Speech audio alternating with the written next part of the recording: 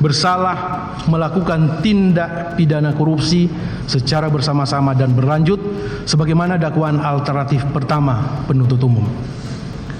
2. Menjatuhkan pidana terhadap terdakwa Syahrul Yassin Limpo oleh karena itu dengan pidana penjara selama 10 tahun dan denda sejumlah 300 juta rupiah dengan ketentuan apabila denda tersebut tidak dibayar diganti dengan pidana kurungan selama 4 bulan.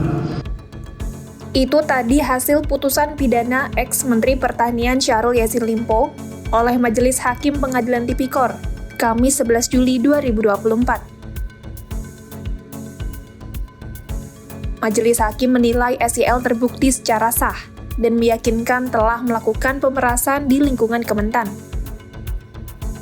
SYL lantas dijatuhi hukuman pidana penjara selama 10 tahun. Ya, 10 tahun. Selain pidana penjara, hakim juga menjatuhkan pidana denda sebesar 300 juta, subsidi kurungan selama 4 bulan. Tak hanya itu, SYL juga dihukum untuk membayar uang pengganti mencapai 14 miliar rupiah, ditambah 30.000 dolar Amerika Serikat. Adapun, butuh lebih dari setahun dari pemanggilan KPK hingga vonis pengadilan tingkat pertama dijatuhkan. Kasus yang menjerat SYL sendiri bermula dari penyelidikan KPK atas sejumlah dugaan korupsi di tubuh Kementan.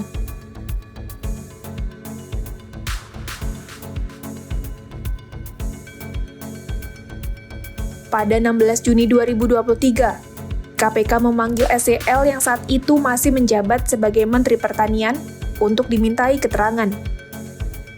Namun, SYL mangkir lantaran memilih bertolak ke India untuk bertemu para Menteri Pertanian anggota G20. SYL baru memenuhi panggilan KPK sekembalinya ke Indonesia pada 19 Juni 2023.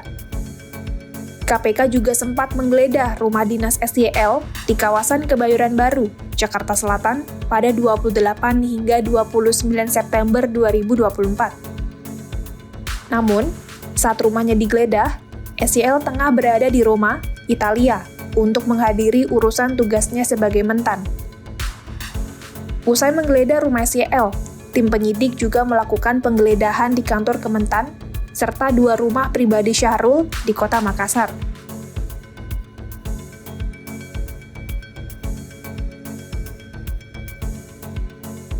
Di tengah penyelidikan, SYL sempat dikabarkan menghilang dalam kunjungan ke luar negeri. Namun, pada Rabu 4 Oktober 2023, Syahrul kembali ke Indonesia usai mengaku melawat ke Italia dan Spanyol dalam rangka tugas negara dan seizin Presiden Jokowi. Keesokan harinya, SYL datang ke kantor Kementan dan Polda Metro Jaya untuk menyampaikan keterangan terkait laporan dugaan pemerasan pimpinan KPK yang dilaporkan pada 12 Agustus 2023. SYL pun juga mendatangi Sekretariat Negara meminta bertemu Presiden untuk menyampaikan surat pengunduran diri. Surat pengunduran diri kemudian diterima oleh Menteri Sekretaris Negara, Pratikno.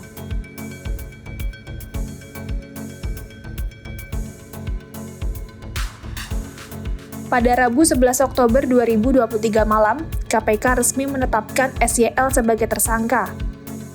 Menyusul penetapan sebagai tersangka dalam kasus dugaan korupsi di Kementan, SYL mengajukan gugatan pra-peradilan ke PN Jaksel.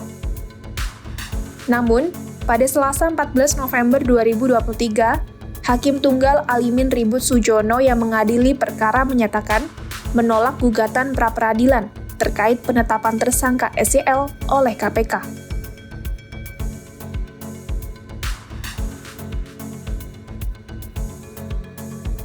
SYL kemudian menjalani persidangan perdana dugaan tindak pidana korupsi di Pengadilan Tipikor pada Rabu 28 Februari 2024. Jaksa Penuntut Umum KPK mendakwa ex-mentan itu telah melakukan pemerasan, memotong honor pegawai, dan menerima gratifikasi sebesar 44,5 miliar rupiah sepanjang 2020 hingga Oktober 2023. Dari persidangan juga terkuak bahwa SYL, keluarga, koleganya menikmati hasil tindak pidana korupsi di Kementan. Jaksa KPK menilai SYL terbukti secara sah dan meyakinkan telah melakukan pemerasan di Kementan.